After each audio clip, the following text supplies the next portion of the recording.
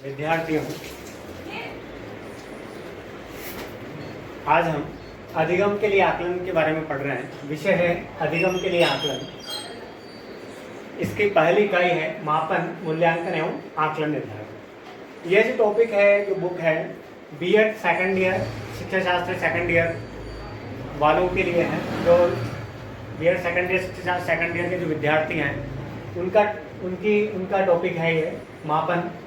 मापन के बारे में पिछली क्लास में हमने पढ़ लिया था कि भाई मापन होता क्या है, किस प्रकार से मापन किया जाता है, किन चीज़ों का मापन किया जाता है, किस प्रकार से मापन के द्वारा हम किसी भी व्यक्ति का मूल्यांकन कर सकते हैं, व्यक्ति के बारे में, किसी वस्तु के बारे में उसका अंकन कर सकते हैं, मूल्य निर्धारित कर सकते हैं। आज हमारा टॉपिक है मापन के प्रकार। मापन के देखिए, मापन के प्रकार। मापन को हमने दो प्रकार से बांटा गया है। पहला है मानसिक मापन, दूसरा भौतिक मापन। मानसिक मापन में क्या होता है, जितने भी मानसिक गतिविधियां हैं, मानसिक गतिविधियों को मापना, मानसिक गतिविधियों का मापन करना ही मानसिक मापन कहलाता है। मानसिक गतिविधियों में क्या क्या आता है? पहला है बुद्धि। मानसिक मापन में बुद्धि, रुचि, अभियोग्यता और उपलब्धि। यानी इसके द्वारा, मानसिक मापन के द्वारा किसी भी व्यक्ति की, किसी स्टूडेंट्स की हम क्या कर सकते हैं, मानसिक मापन के द्वारा उसकी बुद्धि का, उसकी रुचि का, उसकी अभियोग्यता का और उसकी उपलब्धि का मापन हम इस मानसिक मापन के द्वारा कर सकते हैं। तो इस प्रकार से आप परिभाषा लिखना चाहें इसकी मानसिक मापन की, तो मानसिक मापन की परिभाषा इस प्रकार से हो जाएगी: किसी भी व्यक्ति की मानसिक गतिविधियों का मापन करना, मानसिक गतिविधियों का मापन करना, मानसिक गतिविधियों में बुद्धि का मापन करना, रुचि का मापन करना, उसकी अभियोग्यता, उसकी उपलब्धि, उसकी क्या क्या उपलब्धियां हैं, इन सभी का मापन करना ही मानसिक मापन कहलाएगा।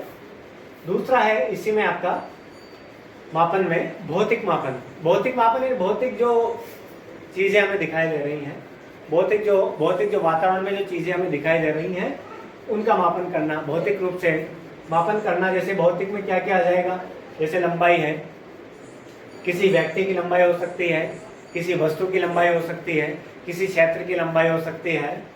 तो इस प्रकार से लंबाई का मापन करना, दूरी का मापन करना, दूरी यानी एक स्थान से दूसरे स्थान तक की कितनी दूरी है, कितने किलोमीटर दूरी है, या दूरी का मापन हम इस भौतिक मापन के द्वारा कर सकते हैं।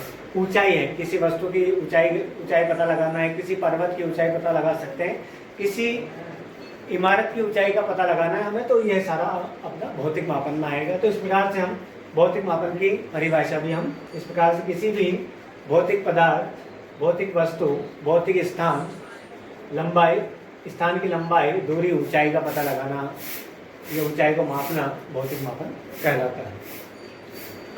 इसके बाद दूसरा जो अगला जो बिंदु है, अगला जो टॉपिक है हमारा, मापन के उपयोग। अब मापन का उपयोग हम किस किस क्षेत्र में करेंगे, किस किस स्थान पर मापन का उपयोग किया जाता है, मापन हमारे लिए किस किस क्षेत्र में उपयोगी है, कहाँ कहाँ इसको हम काम में ले सकते हैं।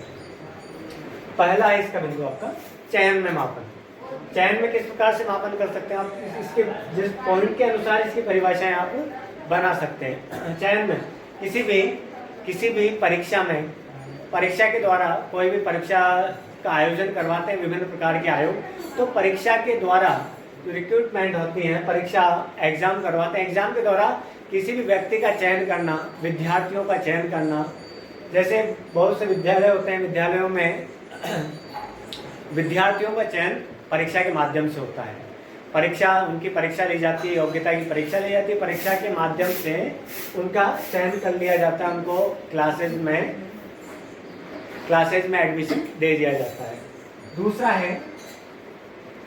है वर्गीकरण यानी हम विभिन्न कैटेगरी बना सकते हैं, वर्गीकरण कर सकते हैं इस मापन के द्वारा। जैसे कोई विद्यालय है, विद्यालय में क्लासेज है, जैसे क्लास है, 10th क्लास है, 12th क्लास है, तो 10th और 12th क्लास में बहुत सारे विद्यार्थी होते हैं और बहुत सारे विद्यार्थियों में हमें उनका वर्गीकरण करना है।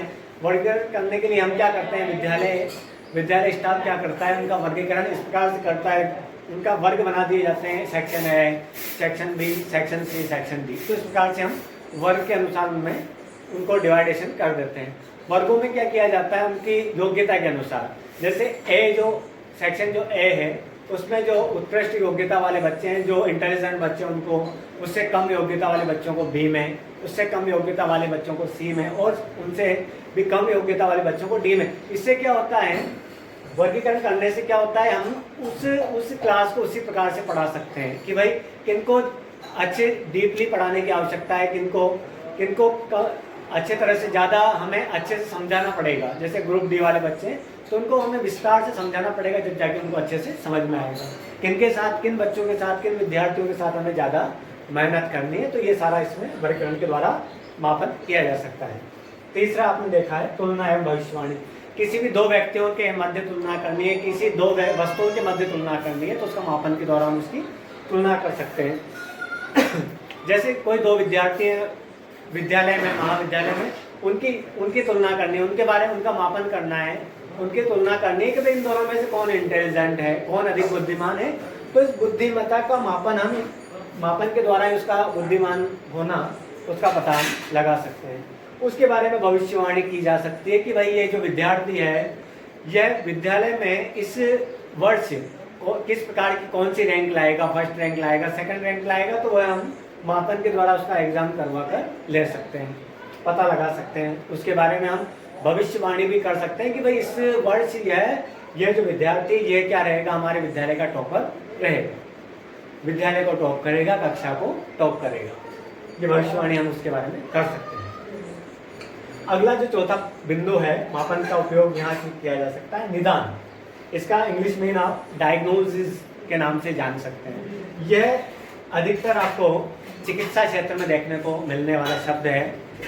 इसका उपयोग चिकित्सा क्षेत्र में अधिकतर किया जाता है। चिकित्सा क्षेत्र में किस प्रकार, जैसे कि मैंने लाइन लिखी है आपके लिए, लक्षणों के आधार पर रोगों की पहचान करना व कारण का पता लगाकर उसका उपचार करना। इसमें क्या होता है, निदान में किसी भी व्यक्ति के बारे में पता लगाना है हमें, तो व्यक्ति का क्या करना है, लक्षण, उसके लक्षणों के आधार पर हमें उसके रोग की पहचान करना है। जैसे कोई भी बीमारी है, जैसे वर्तमान समय में कोरोना नामक बीमारी चल रही है, तो उस बीमारी का, जैसे कोरोना नामक बीमारी है तो बीमारी के लक्षण का पता लगाना है कि भाई लक्षण क्या क्या होते हैं। कोरोना नामक बीमारी में सबसे पहले देखने को मिलता है कि व्यक्ति को बुखार, तापमान बढ़ जाता है, उसको बुखार आता है, हाथ पैर दर्द होते हैं। इस प्रकार से तापमान बढ़ने के कारण उसके लक्षणों का पता लगाते हैं। लक्षणों का पता लगाकर रोग की पहचान की जाती है कि भाई कौन सा रोग है इसमें। उस रोग के कारण का पता लगाते हैं कि भाई क्यों हुआ ये, और उसी के अनुसार उसका हमें उपचार करना है।